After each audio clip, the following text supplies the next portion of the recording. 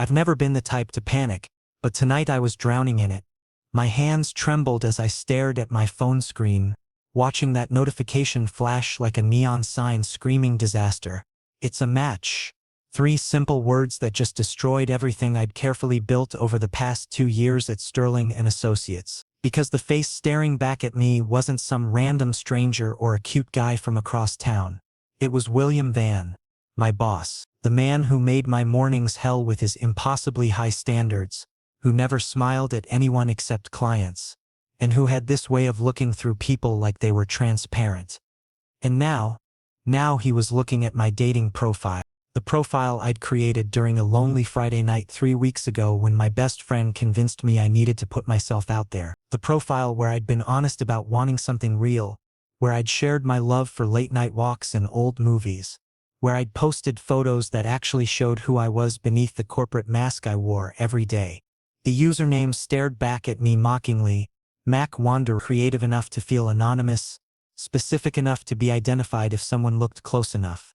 And William Van wasn't the type to miss details. I immediately closed the app, my heart hammering so hard I could hear it in my ears. But it was too late. That tiny blue checkmark sat there on the screen like a judge's gavel coming down. He'd seen it. He'd seen me. The match was mutual, which meant at some point during his own late-night scrolling, William had looked at my profile and swiped right. The thought made my stomach flip in ways I couldn't quite identify as either terror or something dangerously close to excitement. Sleep didn't come that night. I lay in bed replaying every interaction we'd ever had, searching for signs I'd missed. Had he ever looked at me differently? Had there been moments when his professional distance slipped, or was this purely accidental, a mindless swipe he'd already forgotten about by morning? I grabbed my pillow and pressed it over my face, groaning into the fabric. This was a nightmare. This was absolutely categorically a nightmare. Monday morning arrived with all the mercy of a firing squad. I sat at my desk trying to act like my entire world hadn't shifted on its axis 48 hours ago. My computer screen glowed in front of me, but I couldn't focus on the spreadsheet demanding my attention. Instead, my eyes kept drifting toward William's office. His workspace had glass walls, a design choice meant to promote transparency and collaboration. But right now it felt like being in a fishbowl while a shark circled outside. He was there, standing by his desk in that way he always did when he was thinking through a problem. Sharp jawline set in concentration, sleeves rolled up to his elbows, exposing forearms that I definitely should not be noticing, and those dark eyes scanning through documents with laser focus. Except every few minutes, his gaze would lift and sweep across the office floor. Sweep across me, or was I imagining it? Was paranoia making me see things that weren't there? I ducked behind my monitor, pretending to be deeply invested in quarterly projections. My coffee had gone cold an hour ago, but I lifted it to my lips anyway, needing something to do with my hands. Around me, the office hummed with its usual Monday energy. Keyboards clicking, phones ringing. Conversations about weekend plans and upcoming deadlines. Everything was normal for everyone else. Meanwhile, I was slowly unraveling. The intercom on my desk crackled to life, and my soul practically left my body. "Mac, come to my office, please." William's voice was smooth, professional, giving away absolutely nothing. But my brain immediately jumped to the worst possible conclusion. This was it. The confrontation, the moment where he'd ask me what I thought I was doing on dating apps, or worse, laugh about the whole thing like it was some cosmic joke. I stood up, straightened my tie with shaking fingers, and walked toward his office like a condemned man heading to the gallows. Every step felt heavy. Colleagues glanced up as I passed, probably wondering why I looked so pale. I reached his door, knocked twice, and entered when he called out for me to come in. The office smelled like expensive cologne and coffee, a combination that had become synonymous with stress over the past 2 years.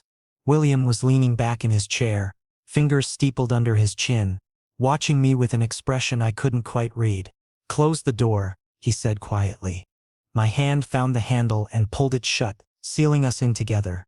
The click of the latch felt final, like a trap snapping closed. I stood there waiting, my mind racing through 1,000 different scenarios of how this conversation could go. Would he fire me? Reassign me? Pretend nothing happened? I reviewed your quarterly report, William began. His tone measured and controlled. He tapped a folder on his desk. The analysis on the Henderson account was particularly impressive. Thorough research, creative solutions, solid projections. I blinked. Wait. What? Thank you, sir. I'm thinking of putting you on the Westfield project. It's high profile. Lots of visibility. You'd be working directly with me on strategy. My brain struggled to process his words. This was about work? Just work? Relief started to flood through me. But then I noticed something that made my blood freeze. His phone was sitting on the desk between us, screen facing up, and there, in his notifications bar, I could see it, the dating app icon. The small red dot indicating an unread message. Our eyes met. Something flickered in his expression too quick for me to name. Then his lips curved into the smallest hint of a smile, one that held secrets and danger in equal measure. Dating apps are interesting these days, aren't they? He said casually, picking up his phone and turning it over. You never really know who you might run into. The air in the room felt thick, charged with something electric and terrifying. I couldn't speak, couldn't move, couldn't do anything except stand there while my heart tried to beat its way out of my chest. That's all for now, Mac. We'll discuss the Westfield project tomorrow. I nodded, turned, and walked out of his office on legs that felt like rubber. The moment I reached my desk and sat down, my phone buzzed in my pocket. Unknown number. My hands shook as I pulled it out and read the message that appeared on screen. Didn't expect to see you there, Mac. Older guys with impossible standards? That's an interesting preference. We should talk about that sometime. The phone nearly slipped from my grip. It was him. William. And somehow, impossibly, he was flirting with me. The message burned in my mind for the next 72 hours like a brand I couldn't escape. I must have read it 500 times, analyzing every word, every punctuation mark, searching for hidden meanings or signs that I'd misunderstood. But there was no misunderstanding the tone. William Van, my cold, calculating, always professional boss, had sent me a message that was unmistakably playful, unmistakably interested, and I had no idea what to do with that information. Tuesday passed in a blur of avoided eye contact and overcompensating professionalism. I threw myself into work with manic energy, volunteering for extra assignments, staying late, doing anything to avoid thinking about the phone that sat in my pocket like a loaded weapon. But Wednesday night, alone in my apartment with nothing but silence and my own spiraling thoughts, I finally broke. My fingers moved across the screen before my brain could stop them. Maybe I have a thing for challenging people. Makes life more interesting. I hit send and immediately wanted to throw my phone across the room. What was I doing? This was insane. This was career suicide. This was crossing every professional boundary that existed. But then 3 dots appeared, indicating he was typing, and my breath caught in my throat. Challenging is one word for it. Demanding, particular, relentless. I've heard those too. Which version interests you? A laugh escaped me before I could stop it, surprising me with its genuine sound. There was something different about his words when they appeared on screen versus when they came from his mouth in the office. Here, without the weight of authority and corporate hierarchy, he sounded almost human, almost vulnerable. I found myself typing back, the version that exists when nobody's watching. That's always the most honest one. His response came quickly. Smart answer, but dangerous. Some things stay hidden for good reason, or maybe some things stay hidden because we're too afraid to face them. The conversation continued long into the night, messages flowing back and forth with an ease that shocked me. We talked about nothing and everything. Favorite books, worst movies we'd ever seen. The pressure of always having to appear perfect. He told me about growing up with impossible expectations, about a father who saw emotion as weakness, about learning to build walls so high that even he sometimes forgot what was on the other side. And I told him about feeling invisible, about wanting to matter to someone, about the exhausting performance of pretending to have everything figured out. By the time I finally put my phone down at 2 in the morning, something had shifted. William wasn't just my boss anymore. He was becoming something else, something more complicated and infinitely more dangerous. Thursday morning brought a new challenge. I walked into the office to find a note on my desk, handwritten in William's precise script. Conference room B. 9 sharp. Coffee waiting. No signature, no explanation, just an instruction that could have been perfectly innocent or loaded with meaning. I arrived at 8:55, palms sweating, to find him already there. 2 cups of coffee sat on the table, steam rising in lazy spirals. "We need to go over the Westfield strategy," he said without preamble, gesturing to the chair across from him. "I want your input on the approach." For the next hour, we worked, really worked, and it was incredible. William listened to my ideas not with the dismissive tolerance he usually showed junior staff, but with genuine interest. He challenged my assumptions, built on my suggestions, and together we crafted something that felt brilliant. But underneath the professional discussion, there was an undercurrent I couldn't ignore. The way his eyes lingered on me a second too long when I spoke. The way his hand brushed mine when we both reached for the same document. The way the air felt different when we were alone together. "You surprise me," he said suddenly, leaning back in his chair. The meeting was over, our notes spread across the table, but neither of us had moved to leave. "Most people in this office are afraid to disagree with me. You're not. Should I be?" Something flickered across his face. Amusement. Maybe. Or appreciation. Probably. "I don't have a reputation for being easy to work with." I noticed. The words came out more honest than I'd intended, and I saw his eyebrow raise slightly. "And yet here you are, working late, taking on extra projects, sitting in conference rooms with me at 9 in the morning. He paused, his gaze intense. "Why?" The question hung in the air between us, heavy with implications. I could have deflected, made it about ambition, or career advancement. But something about the way he was looking at me made lying impossible. "Because I want to understand you," I said quietly. "Everyone sees the perfect, controlled exterior. But I keep wondering what's underneath." "Careful, Mac." His voice had dropped lower, almost a warning. "Some things are better left unexplored." "Is that what you really think? Or is that just what you tell yourself to stay safe?" He stood abruptly, gathering his papers with sharp, efficient movements. For a moment I thought I'd pushed too far, crossed a line that couldn't be uncrossed. But then he paused at the door, looking back at me with an expression that made my heart race. "Tonight, 8 o'clock, there's a wine bar on 5th and Morrison. Private booths in the back. If you're serious about understanding me, meet me there." He left before I could respond, the door closing softly behind him. I sat frozen in the conference room, my mind reeling. This wasn't just messages anymore. This wasn't the safety of screens and distance. This was real. This was him asking me to step into something I couldn't take back. My phone buzzed. Another message from the unknown number that I now knew by heart. "I know this is crazy. I know all the reasons it shouldn't happen. But I haven't been able to stop thinking about you since that match notification appeared on my screen. Tell me I'm not alone in this." My fingers trembled as I typed my response, knowing that these words would change everything. "You're not alone. I'll be there at 8. The rest of the day crawled by with agonizing slowness. Every minute felt like an hour. Every hour like a day. I went through the motions of work, responded to emails, attended meetings, but my mind was somewhere else entirely. It was already at that wine bar. Already sitting across from William in one of those private booths. Already crossing the point of no return. When 5 o'clock finally arrived, I practically ran to my car. I had 3 hours to get home, shower, change, and somehow transform into someone brave enough to do what I was about to do.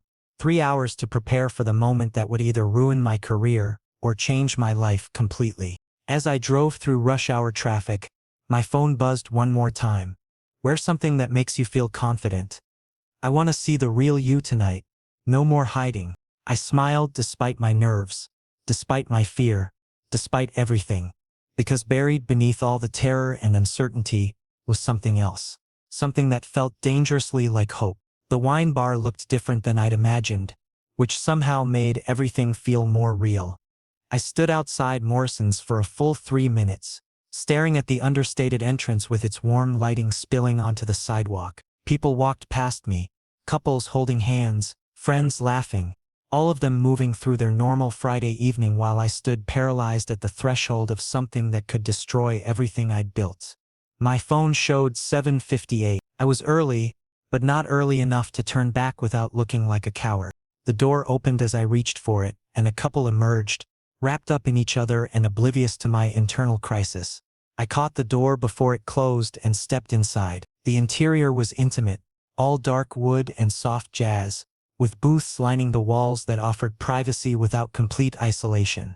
A hostess approached with a professional smile. "I'm meeting someone," I said before she could ask. "Private booth? Right this way." She led me through the main area toward the back, where the lighting grew dimmer and the booths more secluded. My heart was hammering so hard I wondered if she could hear it.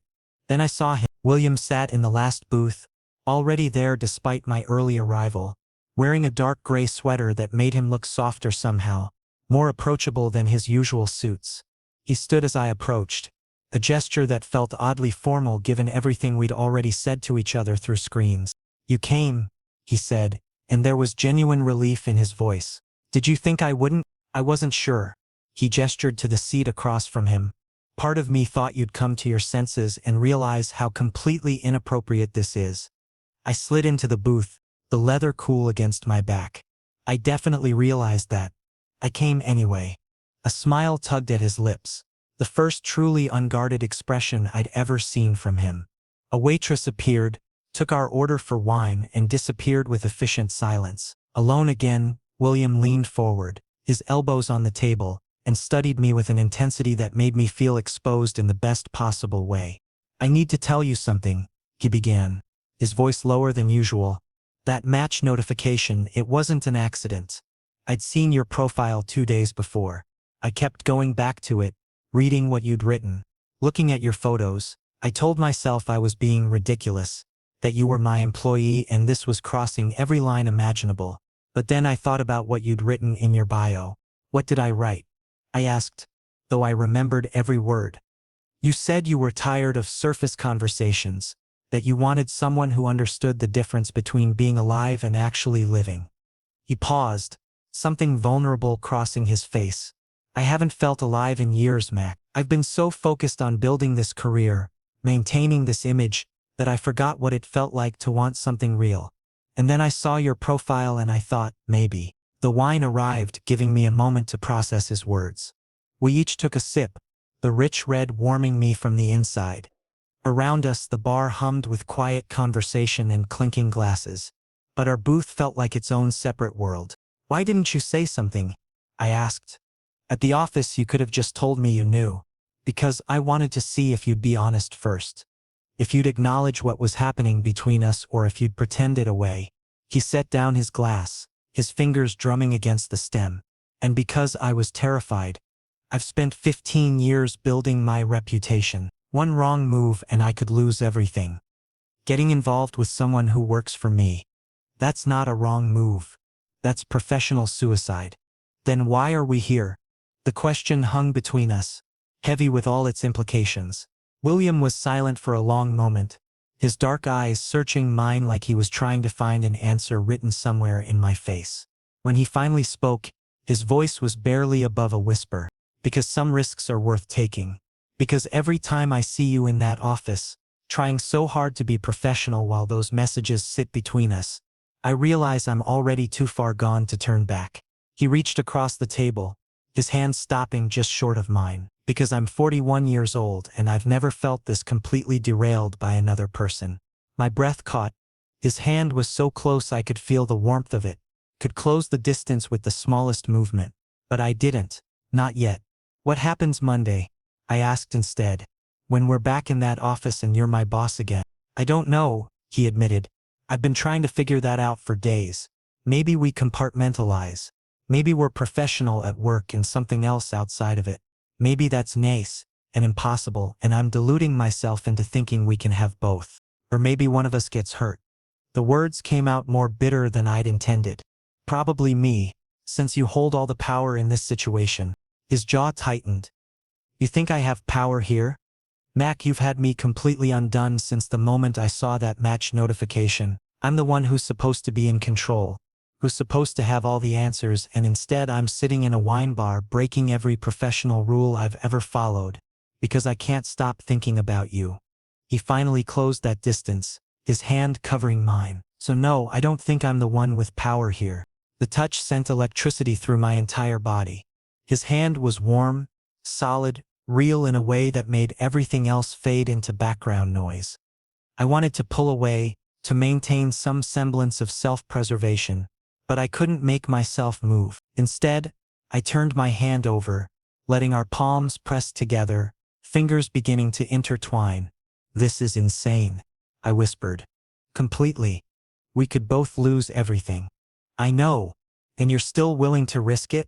He squeezed my hand gently, his thumb tracing small circles against my skin. "For the first time in my life, I'm willing to risk something that actually matters. Not for career advancement or professional recognition, but for something real, for you." The words should have felt too much, too soon, too intense for a first real conversation. But somehow they didn't. Somehow they felt exactly right, like we'd been building toward this moment through every loaded glance and carefully worded message. I squeezed back, letting myself feel the weight of what we were choosing. "So what now?" I asked. William smiled. That rare unguarded expression that transformed his entire face. "Now we finish this wine. We talk about all the things we couldn't say through screens. And then we figure out how to make this work without destroying both our lives in the process. That's a lot to accomplish in one night. Then we'd better get started." He signaled the waitress for another bottle, and as she poured I realized something important. Whatever happened after tonight, whether this worked or fell apart spectacularly, I'd crossed a line I couldn't uncross. And looking at William across the table, his hands still holding mine, his eyes holding promises and possibilities, I realized I didn't want to go back even if I could. Sometimes the most terrifying risks are the ones most worth taking. Monday morning arrived with the weight of everything unsaid pressing down on my chest like a physical force. The weekend had been a blur of messages that grew increasingly intimate, increasingly dangerous. William and I had texted until 3 in the morning on Saturday, conversations that ranged from childhood memories to fears we'd never spoken aloud. Sunday brought voice messages, his deep voice filling my apartment as he described a book he was reading, asked about my thoughts on art versus commerce, wondered if I'd ever considered leaving the city. Each message pulled me deeper into something I couldn't name but desperately wanted to explore. Now sitting at my desk with fluorescent lights humming overhead and the familiar sounds of office life surrounding me, I felt like I was living in two different worlds. In one I was Mac Rivers, junior analyst, ambitious but unremarkable, someone who kept his head down and did his job. In the other I was someone William Van couldn't stop talking to, someone whose opinion mattered, someone who made a powerful man admit vulnerability at 3 in the morning. I watched him through the glass walls of his office, phone pressed to his ear, free hand gesturing sharply as he spoke. Even from here I could read the tension in his shoulders, the way his jaw clenched when whoever was on the other end said something he disagreed with. Then his eyes found mine across the open floor plan, just for a heartbeat, and everything else fell away. The look lasted maybe 2 seconds, but it felt like a conversation. "Are you okay? Are we okay? What happens next?" My phone vibrated against my thigh. I pulled it out carefully, angling the screen away from curious coworkers. "Stop staring. People will notice." Heat flooded my face as I typed back quickly. "You looked first." "Fair point. My office. 10 minutes. Bring the Morrison file." The Morrison file was code, I realized. We'd never discussed any Morrison account. This was him creating a reason for me to be behind that closed door, giving us both plausible deniability. The realization sent a thrill of fear and excitement through me. We were already building a system of secrets. Already learning how to hide in plain sight. 9 minutes later, I knocked on his doorframe. He looked up from his computer, face perfectly neutral. "Come in. Close it behind you." The click of the door seemed impossibly loud. William stood, moving around his desk to lean against the front of it, arms crossed. For a long moment he just studied me and I forced myself to meet his gaze without flinching. This was still my boss. This was still someone who could fire me with a phone call. But this was also the man who'd sent me a voice message at midnight describing the stars from his balcony and wishing I was there to see them. "We need ground rules," he said finally, voice low enough that anyone passing by wouldn't hear. "This thing between us, it can't interfere with work. Can't be obvious. Can't give anyone ammunition to use against either of us. Agreed. My voice came out steadier than I felt. Which means when we're here, I'm still your boss. Still hold you to the same standards. Still expect excellence. Maybe even push you harder than others because I can't be seen giving you preferential treatment. I understand. Do you? He shifted, uncrossing his arms. Because it means sometimes I'll have to criticize your work in front of others. Sometimes I'll have to choose someone else for opportunities you deserve. Sometimes I'll have to be cold when I want to be anything but. The honesty in his words struck something deep in my chest. And outside the office, something flickered in his expression. A crack in the professional facade. Outside the office, I want to be someone different. Someone who doesn't have to calculate every word, every action. Someone who can just. He trailed off, shaking his head. I'm not good at this, at wanting something beyond my control. I took a step closer, emboldened by his admission. Maybe that's exactly what you need. Something you can't control, can't plan, can't put in a quarterly report and analyze. That terrifies me. I know. It terrifies me too. Another step. We were close enough now that I could see the faint circles under his eyes. Evidence of late nights and restless thoughts. But I keep thinking about what you said Friday night. About being alive versus living. Maybe this is what living feels like. Terrifying and uncertain and completely worth it. His hand moved before he could stop himself, reaching out to brush against mine where it hung at my side. The touch was brief, barely there, but it sent electricity racing up my arm. Someone could walk by, he murmured, but he didn't pull away. Then they'd see two colleagues having a private conversation about the Morrison file that doesn't exist. A surprised laugh escaped him, quickly suppressed. You're dangerous, you know that? So I've been told. I let my fingers curl slightly against his. The smallest acknowledgement of contact. What time do you finish tonight? Late. Board meeting at 6. Could run until 9. Text me when you're done. I'll be awake. He nodded, then seemed to remember where we were and took a deliberate step back, putting professional distance between us again. The Westfield presentation is Thursday. I want your section completed by Wednesday afternoon. No excuses. Yes, sir. The formality felt strange now, weighted with everything we weren't saying. That's all. You can go. I turned toward the door, but his voice stopped me. Mac. I looked back. He was seated behind his desk again. Every inch the controlled executive. But his eyes held something softer. Thank you. For understanding what this has to be. At least here. I nodded and left, my heart racing. Back at my desk, I tried to focus on work, but my mind kept replaying those few minutes. The careful dance we'd just performed, establishing boundaries while simultaneously crossing them.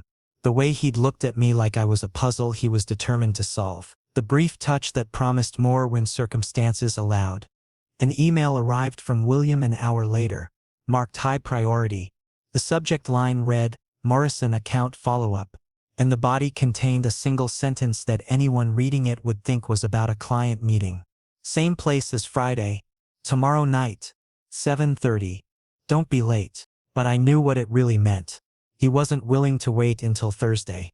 Wasn't willing to let days pass with only stolen glances and coded messages. He wanted to see me properly, see me in a space where we could be honest about what was building between us. I typed back a professional response about reviewing the account details and confirming the meeting time. Then I allowed myself a small smile as I returned to my spreadsheets. We were walking a tightrope, balancing professional necessity with personal desire. It was complicated and risky and probably the most reckless thing I'd ever done. But watching William through the glass as he worked, seeing the way his shoulders had relaxed slightly since our conversation, I realized I wouldn't change it. Not for safety. Not for simplicity. Not for anything. Tuesday crawled by with the speed of continental drift, each hour stretching into eternity as I counted down to 7:30. I left the office at 5, went home to shower and change, and found myself standing in front of my closet for 20 minutes trying to decide what to wear. This wasn't a date, I told myself. This was just two people meeting to talk without the pressure of office walls and watching eyes. But my hands were shaking as I buttoned my shirt, and my reflection looked nervous in a way that had nothing to do with professional anxiety. Morrison's was more crowded on Tuesday than it had been on Friday, the after-work rush filling the main area with laughter and conversation.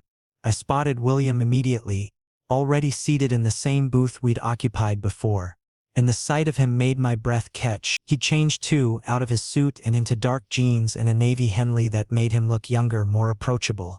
He stood as I approached, that same almost formal gesture that felt oddly endearing. "You're punctual," he said as I slid into the seat across from him. "You specifically told me not to be late." Seemed like sound career advice. His lips twitched. "Always thinking about your career. That's what I like about you." "Is it?" I leaned back, studying him. "What else do you like about me?" The question was bolder than I'd intended. But something about being here in this space that belonged to us and not to Sterling and Associates made me brave. William didn't answer immediately. Instead, he poured wine from a bottle that was already open, filling my glass before his own. The ritual gave him time to think, or maybe time to decide how honest he wanted to be. "I like that you don't back down when you think you're right," he said finally. "Most people in that office agree with everything I say. You question me. Respectfully, but you question me. That's rare at my level. People either fear me too much or want something from me too much to be genuine. And I don't want anything from you." "Oh, you want something." His eyes held mine, dark and intense. "But it's not a promotion or a corner office or your name on a prestigious project. What you want from me has nothing to do with work. And that's refreshing. Terrifying, but refreshing." A waitress appeared to take our order. We chose appetizers to share, falling into an easy rhythm that felt practiced despite being anything but. When she left, William reached across the table, his hand palm up in invitation. I hesitated only a second before placing my hand in his, feeling his fingers close, warm and secure around mine. "I've been thinking about the risks," he said quietly. "About what could happen if anyone found out. I've run through every scenario, every possible consequence. And I keep coming back to the same conclusion, which is that I don't care." He said it simply, but the weight behind the words was enormous. I should care. I've spent my entire adult life building my reputation, my career, my carefully controlled image. I should be willing to sacrifice anything to protect that. But when I think about sacrificing this, sacrificing you, I can't do it. Even knowing what it might cost. My throat felt tight. "William, I don't want to be the reason you lose everything you've worked for." "Then don't be. Be the reason I finally understand what all that work was supposed to be for." He squeezed my hand gently. "I've been so focused on success that I forgot to build a life worth living. You make me want that life. You make me want more than quarterly earnings and board approval. That's a lot of pressure to put on someone you barely know. I know you better than you think." He smiled slightly. "I know you take your coffee black because you think adding anything is wasteful. I know you stay late on Thursdays to avoid traffic, but really you just don't want to go home to an empty apartment. I know you have a habit of clicking your pen 3 times when you're nervous, and that you're doing it right now under the table." I looked down, startled to realize he was right. The pen I'd unconsciously pulled from my pocket was clicking rhythmically in my free hand. I set it down, embarrassed, observant. "When it comes to you, yes." He leaned forward slightly, lowering his voice even though no one was paying attention to us. "I want to know everything, Mac. Your favorite childhood memory, what you dream about, what scares you besides this thing between us. I want time with you that doesn't have to be stolen in 5-minute increments between meetings." That's dangerous talk for someone worried about consequences. "I'm done being careful. At least with you. At least here." His thumb traced small circles on the back of my hand, a touch so intimate it made my skin burn. "I spent all day pretending you were just another employee. Pretending those messages we exchanged at 2 in the morning meant nothing. Pretending I didn't want to cross that office floor and kiss you in front of everyone just to make it real." The image his words created made heat flood through me. "In front of everyone? Eventually. When we figure out how to navigate this without destroying both our careers. Yes. But for now," he trailed off as our food arrived, forcing us to separate our hands and assume the posture of casual colleagues sharing a meal. But nothing about this felt casual. The way his knee pressed against mine under the table, The way his eyes never left my face, studying every expression like he was memorizing them. The way the air between us felt charged with possibility and promise and the sweet terror of falling into something neither of us fully understood. "I want to take you somewhere," William said abruptly, setting down his fork. "This weekend, away from the city, away from anyone who knows us. Just a day where we can be honest about what this is without worrying about who might see. Like a getaway? Like a chance to see if this works outside of stolen hours and secret meetings. To see if what we have can survive daylight in normal circumstances." He paused. "Unless that's too much too soon." I thought about it, about what he was really asking. A weekend away would mean commitment, would mean acknowledging this was more than messages and wine bar meetings. It would mean crossing another line, one that would be even harder to uncross. But looking at him across the table, seeing the hope and vulnerability in his expression, I realized the decision had already been made. Maybe it had been made the moment I'd swiped right on his profile, or the moment I'd sat down across from him on Friday night, or the moment I'd let his hand take mine. "Saturday," I said. "I'm free Saturday." His smile transformed his entire face, erasing years of careful control and revealing something genuine and joyful. "Saturday it is." We finished our meal-making plans, discussing logistics with the same attention to detail we'd use for a business project. But underneath the practical conversation was something else, a current of anticipation that made every accidental touch feel electric, every shared glance feel weighted with promise. When we finally left Morrison's, stepping out into the cool night air, William walked me to my car. At the driver's side door, he stopped, looking around the mostly empty parking lot before pulling me close. Not kissing me, not yet, but holding me against him with his forehead pressed to mine. "Saturday," he whispered, and it sounded like a prayer. "Saturday," I agreed, and it felt like a promise. Saturday morning found me standing in front of my bathroom mirror, trying to calm nerves that felt both ridiculous and completely justified. William had texted the night before with an address 2 hours outside the city and instructions to meet him there at 10. No details about where we were going or what we'd be doing.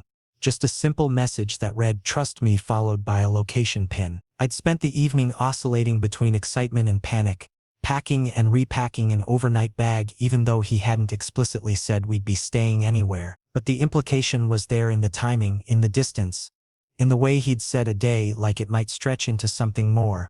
The drive took me through increasingly rural landscape, office buildings, and suburbs giving way to rolling hills and scattered farms. My GPS led me down a narrow road lined with oak trees, finally announcing I'd arrived at a property marked only by a discreet wooden sign that read, "Riverside Cottage, private property." A gravel driveway curved through the trees, and at the end of it sat a small stone cottage overlooking a river, and William's car parked out front.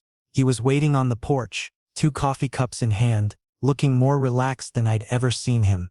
Jeans, a soft gray sweater, hair slightly less styled than usual. He smiled as I got out of a car, a real smile that reached his eyes and made him look 10 years younger.